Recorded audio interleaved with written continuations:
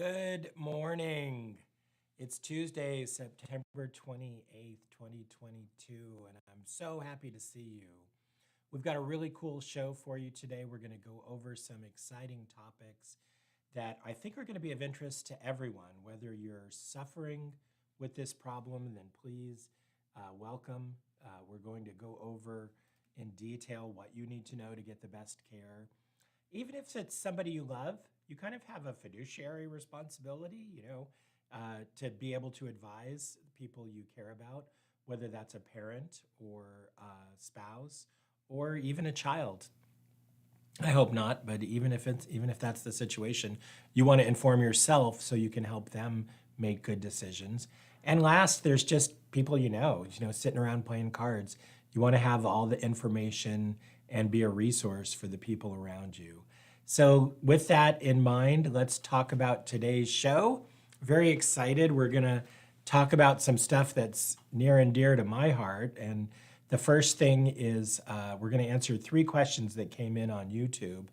The first one is about back pain. Somebody who had a procedure called radio frequency ablation, and the pain came back. And they want to know what's going on here and what can I do about that? So we'll take a look at that. The second one is a big surprise to me, and it's also on sciatica, something I've been dealing with. I dealt with for 20 years as a neurosurgeon, and certainly still get questions about routinely today. And that is ozone a good treatment for sciatica?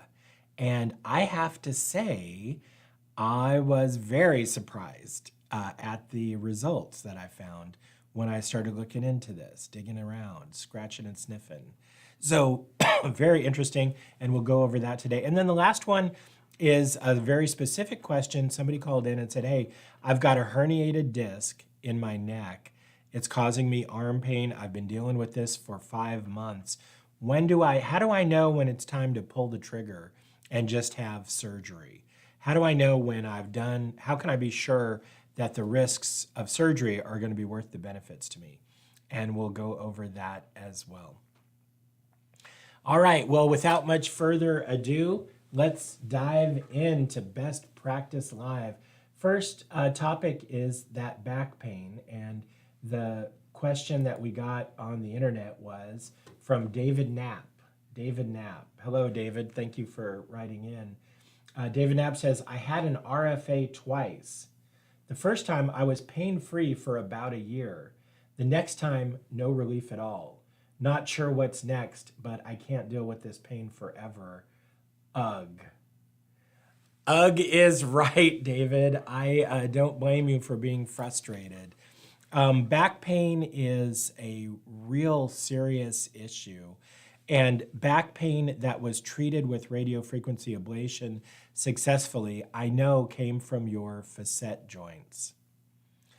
What are the facet joints? Well, a facet joint is a joint. Like, this is my knuckle joint, and this is my wrist joint, and this is my elbow joint. It's just a joint you've never heard of because it's not visible. Like, you can see your shoulder from a mile away, but you can't see the facet joints. They're under the skin of the low back in the lumbar spine. This guy, here's our lumbar spine. Now I'm facing you, this guy's facing away. So the bum is here and the head's up there. These are the spinous processes, which are the bumps that you feel in somebody's low back if you give them a massage. And then we have the spinous process, and then the flat bone here called the lamina. And then we get into these joints, the facet joints. 1, 2, 3, 4, 5. There's 5 of them on each side in the lumbar spine. And then, by the way, a very similar joint is the sacroiliac joint. Here's the sacrum and here's the iliac of the pelvis. So the sacroiliac joint. In some way, it's your 6th facet joint, but it's not. It's got a different name, obviously. Okay, so those are your facet joints. Can they hurt? You wouldn't believe this, but that was controversial in medicine. The idea that a herniated disc could cause low back and leg pain through what's called radiculopathy has been around since the 1910s, 1920s. But the idea that a joint, a facet joint, could cause pain was actually controversial until fairly recently. Anatomists worked out the nerves that innervate these joints and found out there's a little twig of a nerve called a medial branch. A medial branch is a branch of a spinal nerve, a nerve root, and that nerve root branch, the medial branch, goes to the facet joint. And facet joints get one medial branch from above and then one medial branch from below. Let's take a minute and look at a blow-up picture of a facet joint just to get an image in your mind. Because if I say wrist, you've got a mental image of what that is. If I say shoulder, you know there's the arm bone and then the socket in the scapula of the shoulder. But if I say facet joint, you kind of don't know what to think. So I want to really blast this in your mind. Let's turn to the screen and take a look. So this drawing, or this picture, is a illustration of arthritis of the facet joint. And now remember, on the model we have the spinous process. That's the bumps you can feel in someone's back. That's a spinous process, and this is a spinous process. And then if you follow the spinous process down, you get to that flat joint called that flat bone called the lamina. That's going to be important when we talk about a surgery called laminectomy. But then if you keep going, you get into the facet joint. And here the artist has shown us the facet joint with irregular cartilage. That's the white with the red dots. And then that swelling is extended out into the bone of the facet joint. So this is a facet joint, and a swollen one at that. If you have back pain that feels like it's off to the side, goes down into your butt, you would swear it was coming from your hip, and sometimes there's even tingling and burning on the outside of your thigh, then you have facet joint pain.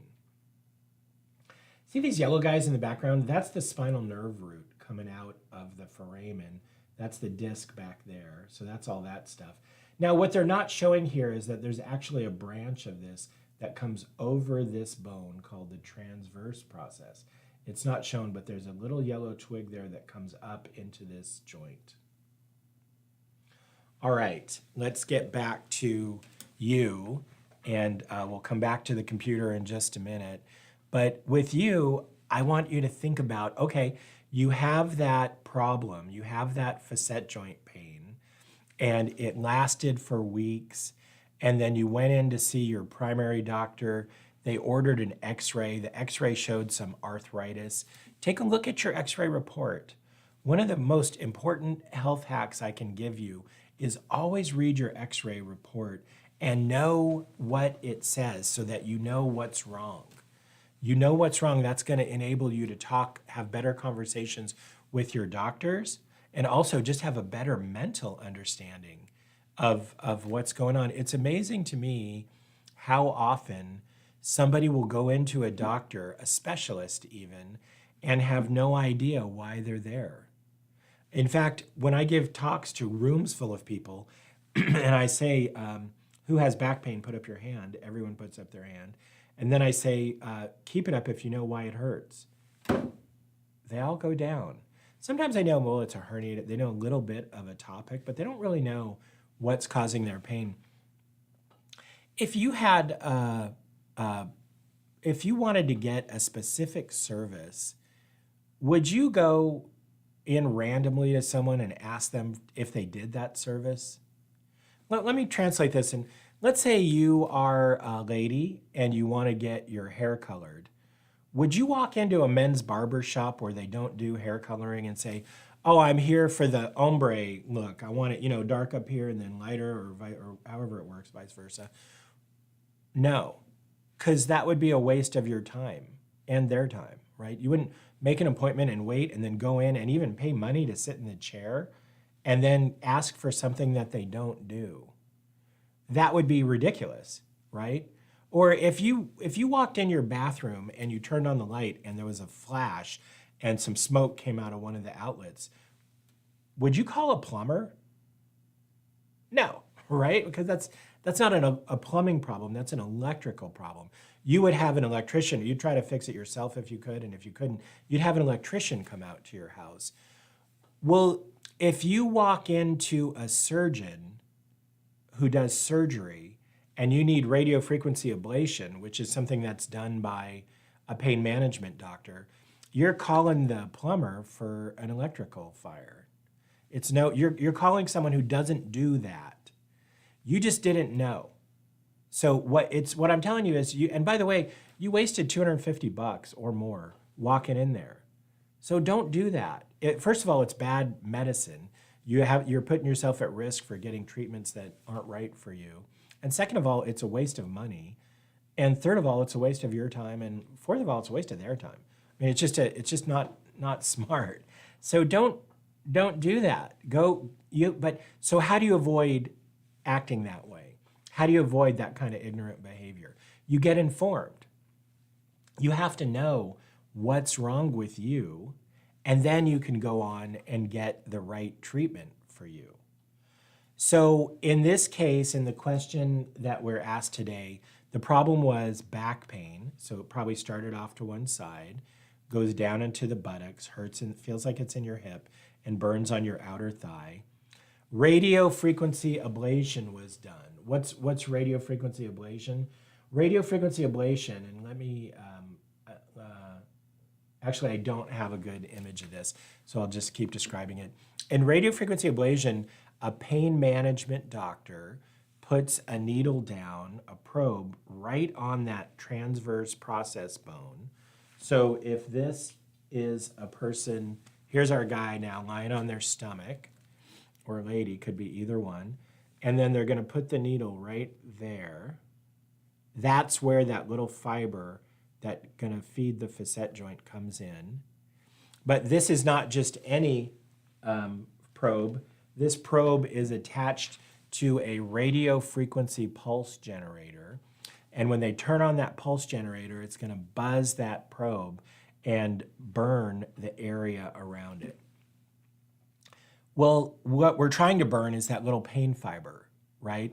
Radio frequency ablation. We want to ablate that little pain fiber, because if we could turn off the pain fiber, we could turn off the pain.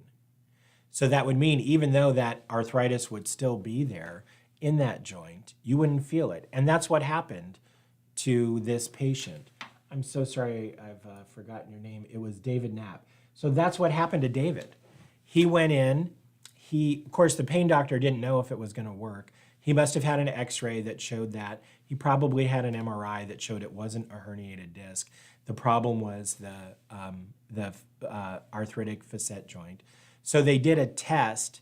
If you could temporarily block those fibers and the pain went away just as long as the numbing lasted, then that test would predict that, yeah, this is from the facet joint, and we could do radiofrequency ablation. That test is an injection or a block, and it's called medial branch block. How come? Well, remember medial branch, that little twig that comes off the spinal nerve root and is the source of pain from your arthritic facet joint. So it's medial branch, and then if you block it, it's a block. So yeah, I mean, this isn't rocket science, right? It's medial branch block. That's the test. And then, I mean, you know, the classic analogy is if we went in and had a cavity, and you went into the dentist, and the dentist said, "Oh my God, you got a terrible cavity." He numbed you up, or they numbed you up, and then said, "Oh, I'm going to go play golf. I'm sorry, I'm done for the day," and they left. Well, what would happen? Would your pain go away? Yeah, until the numbing wore off, because the cavity's still there, right? Same thing with a medial branch block. The pain management doctor is going to numb up those branches, but they didn't do anything to the joint that is causing the pain. So when the numbing wears off, just like your toothache would come right back, if you never got your cavity filled at the dentist, your joint pain would come right back, just like it does with the pain management doctor. So the pain management doctor called David Knapp that night and said, "Hey, did your pain go away?" "Yeah, it did." "Okay, great, let's come back." Then David came back. They put in the probes, and you can see on an x-ray around where the pain fiber is, and they did the radio frequency ablation. Well, then a year later, the pain went completely away. So bingo, they had the right pain source. Everything was right on the money. And then the pain came back. Oh my God, never saw that coming. Wrong. We knew the pain was coming back. Radio frequency ablation is a temporary procedure. It's a temporary procedure, and David's lasted a year. That's pretty good because when it works in 6 people out of 10. 6 people out of 10 get really good relief. And in that 60%, it lasts an average of 10 months. So David's lasted 12 months, a little bit above average. Someone else has lasted, 8 months, a little below average. So that's what we expected, but we knew it was coming back. There's no scenario where the pain never comes back. I mean, it happens, but it's very, very uncommon. And so let me ask you, why did the pain come back? Well, we burned the nerves, but the nerve is still there. And eventually it's trying in there to heal. And eventually that nerve that was burned and stunned and damaged, just like a fire, the forest grows back, the nerve grows back. So the nerve fiber, because it's still intact, it grew back and reestablished the pain circuit. And then David did a smart thing. He had another one. And guess what? It worked. Very good. But then the pain came back again.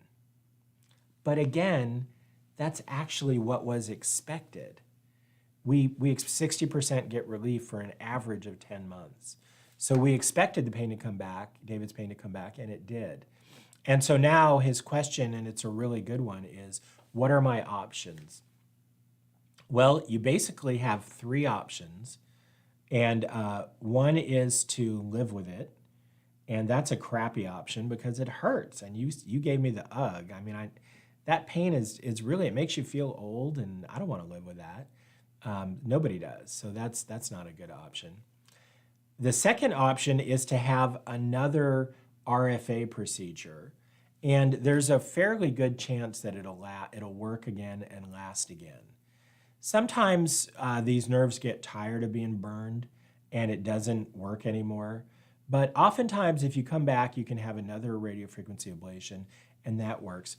Now, there is a permanent version of that, and I called that, when I was a spine surgeon, I called that direct visualized rhizotomy. It's also, some surgeons will call it we'll call it endoscopic dorsal rhizolysis. Endoscopic meaning you put a scope in there so you can see that little medial branch, that dorsal branch, and then you cut it under direct vision. And when you cut it under direct vision, it can't grow back. The ends are separated. The body can't heal that. So that's a permanent version of the rhizotomy, and that's definitely an option. The problem with DVR is there's not very many doctors who do it. It's really much harder to do. It's not done typically by pain management doctors. It's more often done by endoscopic surgeons. If you're just sick and tired of having RFA, or if your RFA isn't working for you anymore, then you can call Phoenix Spine and Joint. The technician, the service agents there can hook you up with someone in Phoenix who does this, or we can help you look for someone in your community who does it. And the person in your community who does it is going to be a spine surgeon who specializes in endoscopic spine surgery. 99 out of 100 surgeons do it through a microscope or loop magnification, but there's that one person who they do it through an endoscope, and that's the person who could do this endoscopic rhizotomy for you and give you permanent relief. The other option is fusion, right? The pain is coming from a joint, and a lumbar fusion is what fuses the joint together. But to me, that's just overkill. The joint's not unstable, it just hurts. And to put in hardware, yeah, it will take care of the problem at this level, but what does stripping the muscles do to the adjacent levels and weaken the spine? And 17% of spinal fusions are accompanied by another spinal fusion within 5 years. So do you want a 17% chance of having another surgery? That just to me is kind of like total overkill. So that's that. Well, David Knapp, I hope we gave you some good options. We're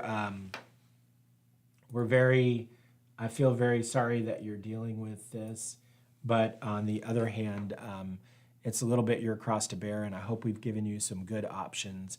And if someone you love is dealing with back pain of that type, then maybe show them this clip, or someone you care about. See if they can relate to it and kind of understand what their next step should be.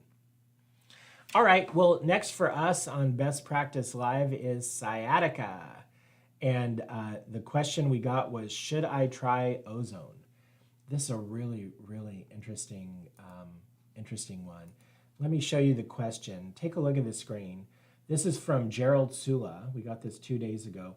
Hi, how are you? I'm good, Gerald. How are you? This is Gerald. I've been suffering from an L5-S1 disc herniation for 3 years and 1 year from a right leg pain. Today I did the examination and the doctor suggested a therapy called ozone therapy. I did a lot of therapy and I improved to some extent, then I stopped. I don't understand anything.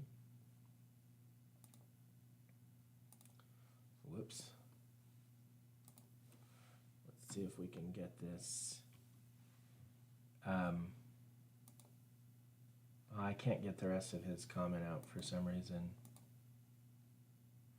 Well, so the question that Gerald is asking is about ozone therapy, and it's a really interesting question. The first time I heard about this was actually years ago. I was seeing a doctor from Mexico who was doing ozone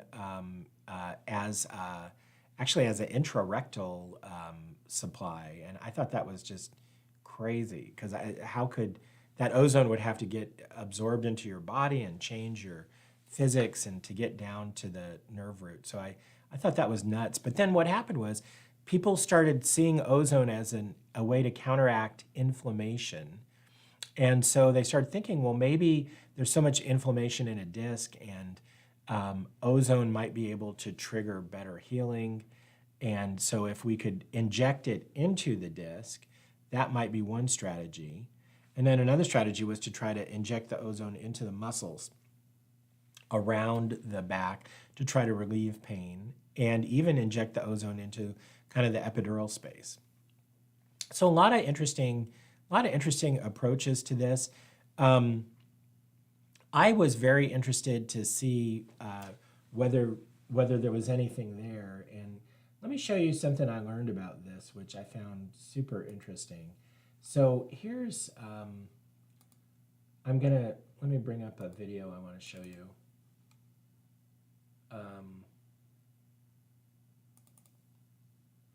Yeah. We're going to watch this a couple of times, but this is take a look at the screen. We're going to see a dramatization of how a herniated disc works. And this is going to be helpful, actually, for when we look at this later on for another patient who's suffering with a neck problem. But here it is. Let's play this again. I want to show this to you. So this is the outer part of the disc called the annulus, and it's tough. But if it weakens and then ruptures, cracks open, the inner part of the disc is soft and it can ooze out. And it just so happens that it's right next to the nerve root, which then becomes inflamed. This is a super, super important concept. So let's look at this again. Intact annulus. The annulus gets weak. It ruptures. Boom. The nucleus comes out, pushes against the nerve root, and then causes the nerve root to get inflamed. Now, the pain you feel down the leg that's associated with numbness and tingling is called sciatica, and that is from not displacement of this nerve, but the irritation of this nerve. So it's the red that causes sciatica. The tearing of the annulus causes a sense of a knife in the back, a knife in the back. Let's watch this one more time just to get a sense of it. So now no pain, Now my annulus is getting worn out. It tears. That's the knife in the back. Doesn't go down the leg, knife in the back. Then the nucleus comes out, irritates the nerve root. That's sciatica. So that's sciatica. All right, I think we've seen enough of that video. But so does it make sense that you would have those things together? Yeah, right? Because the disc tears, knife in the back, and then the nucleus comes out, and then the inflammation takes a day or two to build up, and then sciatica. I've heard the story 1,000 times, and it just makes complete sense. I did something. I stepped off a curb. When my foot hit the ground, I felt a pop in my back. It hurt right in the middle of my back. Then a couple days later, I started getting the leg pain.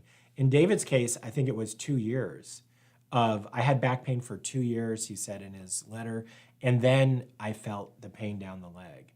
So what was going on was that annulus was wearing, hurting, inflamed. Everyday life, he bends over, he goes to the gym, who knows what, anything that happens causes that back pain. But man, once that annulus tears and that nerve root gets inflamed, we're headed toward the leg pain. And the leg pain is called sciatica.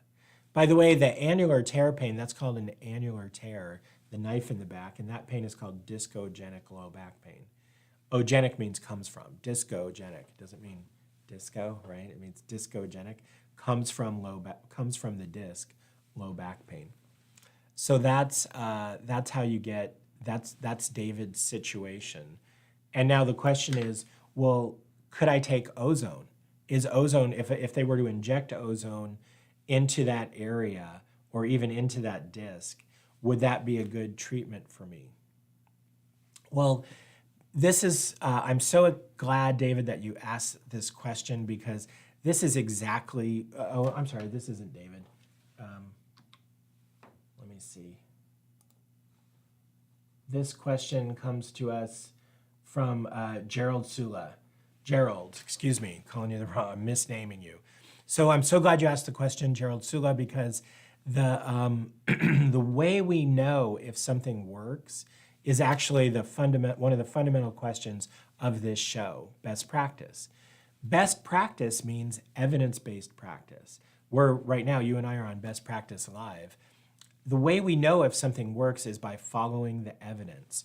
Well, that would be easy if all the evidence were good, right? So some evidence could be the wrong clue, a clue that takes us in the wrong direction. And some evidence could be solid gold info, the most important evidence. So how do we know? How do we know so we're going to look at all the evidence, but the question you want to know first is, how do we rank that evidence? And let's turn back to the computer. I really want to show you guys a very important concept, and that is the Tower of Evidence. Let's see if I can, give me just a second to get that up. Yeah. All right, have a look at the screen. So this is the pyramid of evidence, and quality of evidence as you go up is going to get stronger. So purple, this is our best evidence, and dark red, this is our worst evidence. So what's the worst evidence? The worst evidence is no evidence, right? We're just ignorant. We're just going to do this based on not finding out anything. But above that, when you start looking at X things, background information, expert opinion, non-evidence-based medicine guidelines. So if I go into my doctor who's an expert and I get my doctor's opinion, or my pain management doctor or an orthopedic surgeon, what quality of evidence is that? Well, you may have the best doctor in the world, but that's actually the lowest quality of evidence. That's background information, that's the bottom. Okay, what if they then say, okay, we're not going to just look at one person's opinion. We're going to show you, let's take 100 people who have the same problem that you do, and let's look at how they did, or even 2 or 3 people, case reports. That's the next lowest form of evidence. Okay, that's interesting. That's like other people's experience. By the way, if I could get your attention for a second away from this screen, This is how most people make their decisions. Most people stop right here. They go into their doctor, so they got expert opinion, and then they get information from other people. Oh, my cousin had that ozone and it worked great. His pain never came back.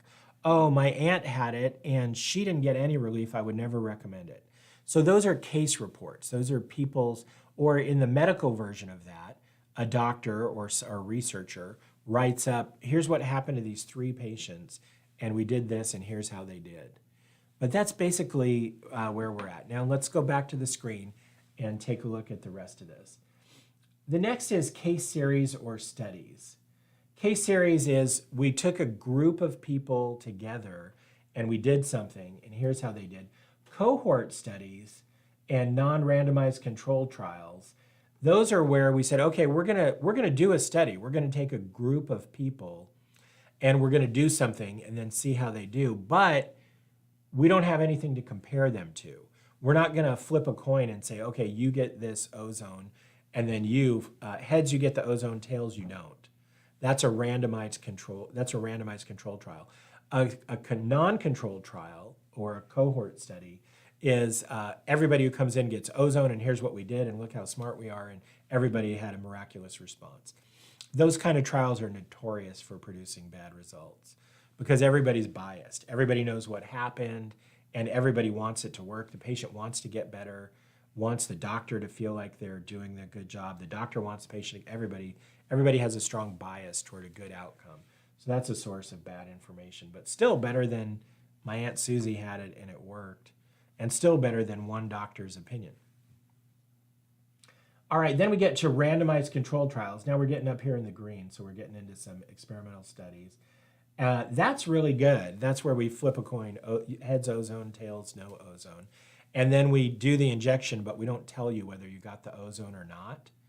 That's the randomized controlled double blind, so nobody knows what happened, to reduce a lot of that bias. So those are really good. And quite frankly, most of the time we don't have information that's that strong. But if we do, it's really good. And then critically appraised literature, evidence-based guidelines. Okay, that's where a group of expert muckety-mucks get together and look at all the information, and then as a group, they argue it out. Oh, we should do this. Oh, we should do that, based on what they see. So you're getting like 2 heads are better than 1. Well, 5 heads are better than 2, right? You're getting a group's opinion about something. So presumably that helps eliminate bias and gets to more solid reasoning. Then you get into some really rarefied air up here. You get systematic reviews. A systematic review is where they take all the evidence that's available and put it into this hierarchy and then make recommendations based on the quality of the evidence. That's a systematic review. And then the best is a meta-analysis. Meta-analysis is a systematic review where they got the individual data from all these other studies and reanalyzed it using group statistics. So if you did a study with 100 patients, that's a whole lot better than doing a study with 1 patient. But if someone takes 10 of those studies and combines them, that's now 1,000 patients. And that's better than a study with 100 patients.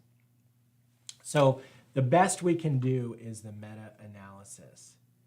So with the question of ozone therapy, wanting to know whether it works or not, I went back to the medical literature, and let's take a look at my screen. I actually found this article from Acta Rheumatology Port. I don't know this journal, so I'm immediately thinking, okay, it's information, but it's published. That's really good. It's peer-reviewed, and it's in the medical literature, but it's not a journal that I know has the highest standards. So I need to really look carefully about what I'm looking at. And 2018, that's a long time ago by today's standards. So, we're 4 years ago, or almost 4 years ago.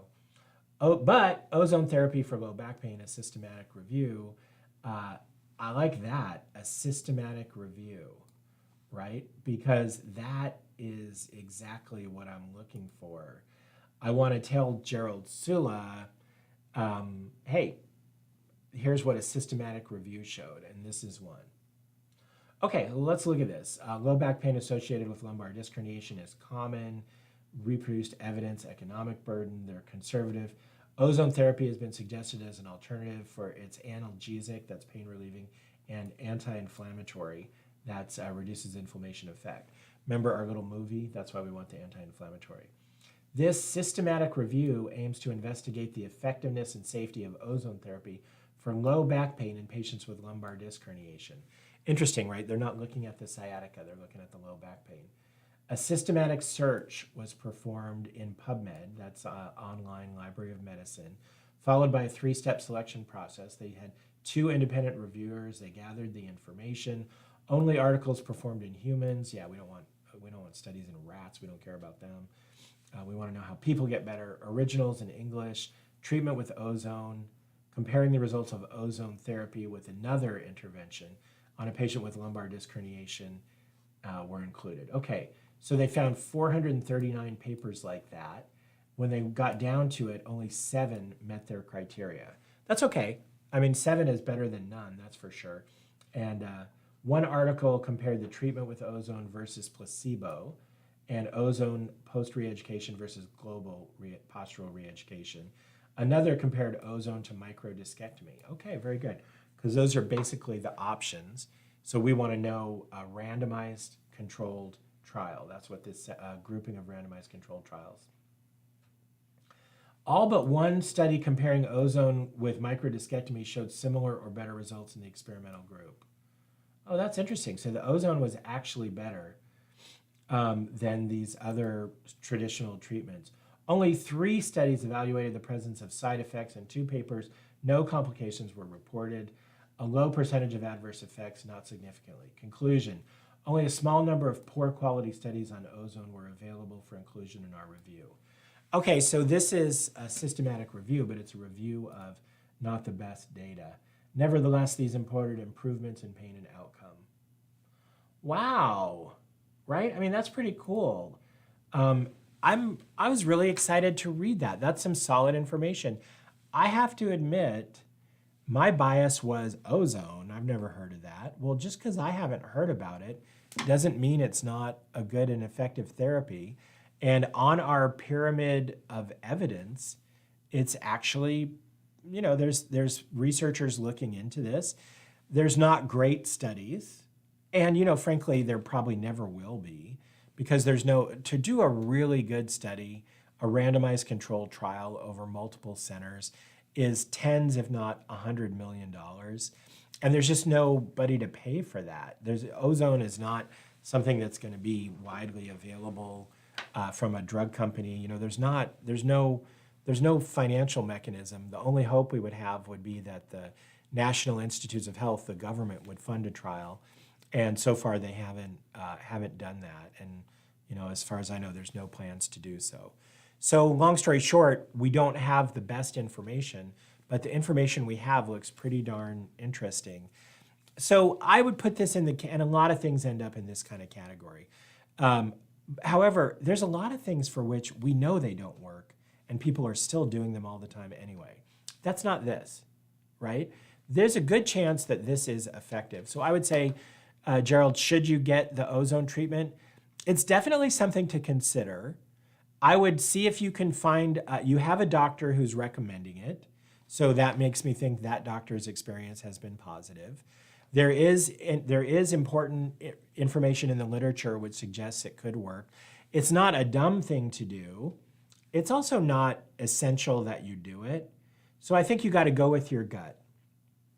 Look, there's some people who listen to the pop music, the latest thing that most current people listen to. Then there's some people who listen to kind of mellow rock that a lot of people go with. And then there's some people who listen to alternative music. Alternative music is different than pop and traditional, but it's what a lot of people prefer. I would say this is kind of like alternative. We don't really know that it's good, but it might be really good. It's probably worth trying if you're open to trying something new. And if you're going to put hope ahead of evidence, if you're hopeful, then this is a very reasonable thing to try. So I'm not opposed to it by any means. All right. We're 40 minutes in. We've covered 2 out of our 3 topics. The last topic is about pulling the trigger. And let's go back to the screen and take a look at our question. This comes from Brent Christopher. Doctor, I have a herniation at C6-7 with numbness and tingling in my right index and middle fingers. Happened back in April. So we got this 4 days ago, so this is April of 2022. We're now in the end of September, so from the 4th month to the 9th month is 5 months. Confirmed via MRI in May. Okay, he's not guessing. He had an MRI a month in, and which is good treatment, good protocol, and it showed, because he had the arm symptoms, it showed the herniated disc at C6-7. I've held off on surgery while trying several conservative methods, but no luck yet. I decided to lose 25 pounds because, well, that's never unhealthy and figured it might help, and it has. My question, when is the time to throw in the towel and go get the scalpel? I've been researching photobiomodulation therapy and wondered if a Diawave 60-watt high-power therapeutic laser would be worth it. Wow, this is a great question, Brent Christopher, and it's a lot to unpack. Let's start out with what's wrong and how you've experienced it so others can get the benefit of your experience, and then we can go through your options, including the traditional surgical treatments, additional non-invasive treatments, or the laser therapy. All right, remember this guy? He has a, I'm facing you, but the model is facing the side. So he's looking that way. His face is here. This is the base of his skull, and we're going down the spine. We have cervical spine, then thoracic and lumbar, but we're going to focus on cervical. And in the cervical spine, we have C1, then C2, 3, 4, 5, 6, 7. So this is where Brent Christopher's herniated disc is, right there. This is the one that's herniated, and if we follow it around, we see an artery called the vertebral artery, and then the nerve root. You see how the disc, if it ruptured on the side, remember our video, and it came out, it would get that nerve root? Well, that's what happened to Brent, and that is very common. You can tell which nerve root it is based on the numbness, the loss of reflex, and the weakness that it causes, and also the pain. So the C6-7 disc, like Brent has herniated on MRI, it tends to affect the C7 nerve root, and the C7 nerve root comes down your arm and it goes into your middle fingers. So usually the pain from a C7 nerve root is going to be in these 2 fingers. No, that's not a vulgar sign. I'm trying to show you where the pain is. The one above it, the C6 nerve root from the C5-6 disc herniation, that goes into your forearm, and usually the pain is right here between your thumb and your index. 6 shooter, that's how I remember C6. 7 is right here in the middle of the hand. Now that's where the pain goes. And then the muscles that nerve root irritate, that nerve root normally control, they bend your fingers up. So if I try, if your doctor hold your fingers up and pushes against you, you're strong. But then on the side where the herniation is, nope, it's weak. You're going to notice that when you go to use your grip a little bit, and certainly if you isolate it. If you extend your wrist backward, part of that is C7 and part of that is C6. So that one's less easy to tell, but you might try that. Have your husband or your wife or somebody push against your fingers and see if you can detect that asymmetry. There is numbness and the weakness. Those are the main findings that your doctor's going to see on examination. They can also look at your triceps reflex. They can tap on your triceps and see if that reflex is gone. A lot of doctors today, honestly, don't even try all this stuff, but that is how you would tell on examination. Hopefully that's what your primary care doctor did. Now,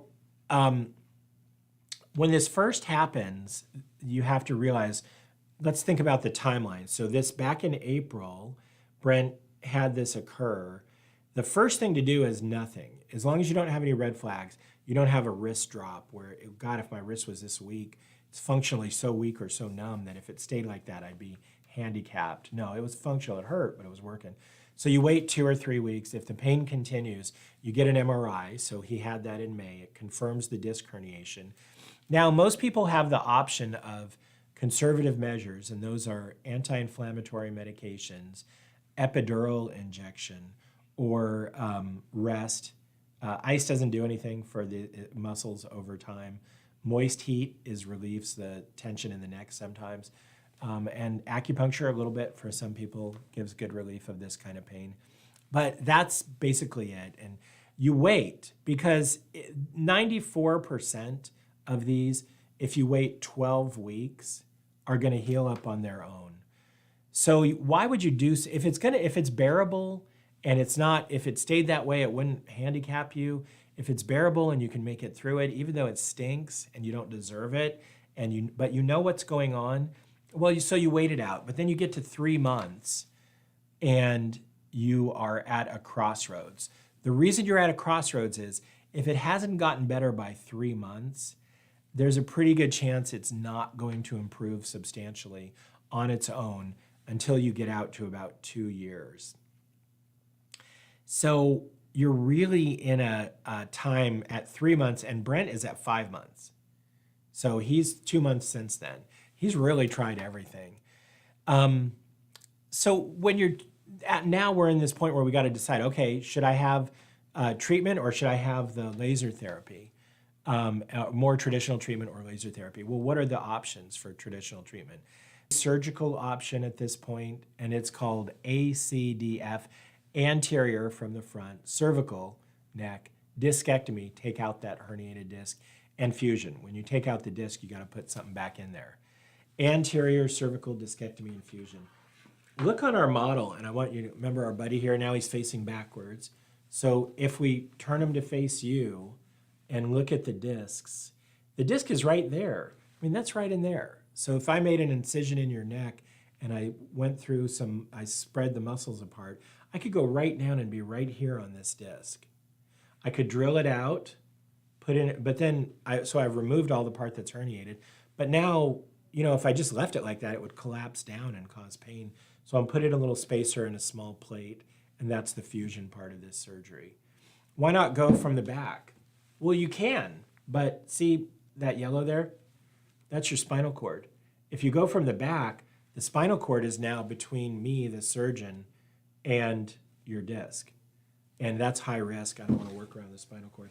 You can do that for some things like a disc fragment, but in general, that ACDF, that would be the traditional surgery for someone in Brent's situation. Well, how about getting another epidural injection? Doesn't make sense. Epidural injection, the half-life of the steroid that they inject is about 100 hours. So the likelihood, it's been hurting for 5 months. You're going to get relief for 4 days, and then what? And don't get me wrong. I've said this, and I've had people criticize me and say, "Can you imagine with the pain I'm in how much I would give for 4 days of relief?"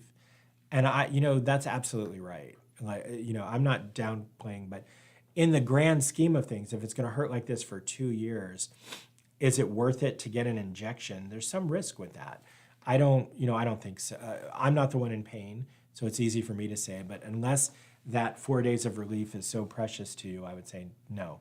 It's not, because it's not a significant change in the course of disease. I would not recommend it. But it still might be the right thing to do for you. All right, so that's ACDF. ACDF, highly effective surgery. It's not very painful. Surgery takes about an hour. It's done as an outpatient in an ambulatory surgery center. You have some cough and weird swallowing for a week, and then you're back. You're usually out of work for about a week, and very, very, very well tolerated and highly effective surgery. The risks are the catastrophic risk.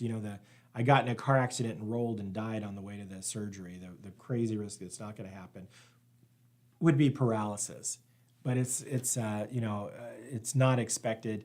I did thousands of these ACDFs in my career. Nothing like that ever happened. So not ACDF for disc herniation. For tumors or for OPLL or other things, yeah, it gets much riskier. But for what, Brent, for what you're dealing with, the risk is really quite low in the hands of an experienced surgeon like a neurosurgeon or a fellowship-trained orthopedic spine surgeon who does more than 50 of these cases a year. So you want someone who's experienced, board certified, fellowship-trained if they're an orthopedic surgeon, and is actively doing a lot of these kind of surgeries.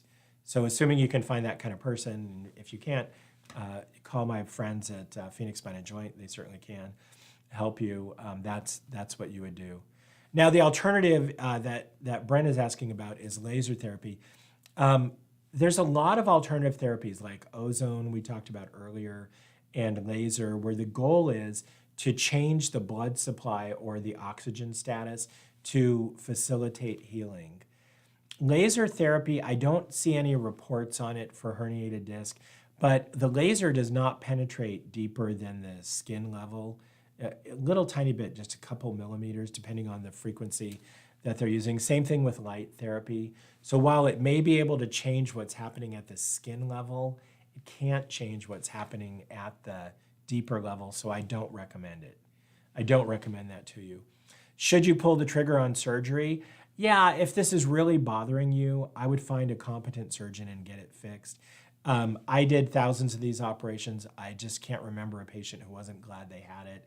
It's very, very, I'm sure there is such a person, don't get me wrong, but it's a highly effective surgery. On the other hand, if you're like, yeah, I'm kind of doing okay, and I am definitely getting better, not as fast as I would like, but I'm certainly better today than I was, a few months ago, then it may be something to consider.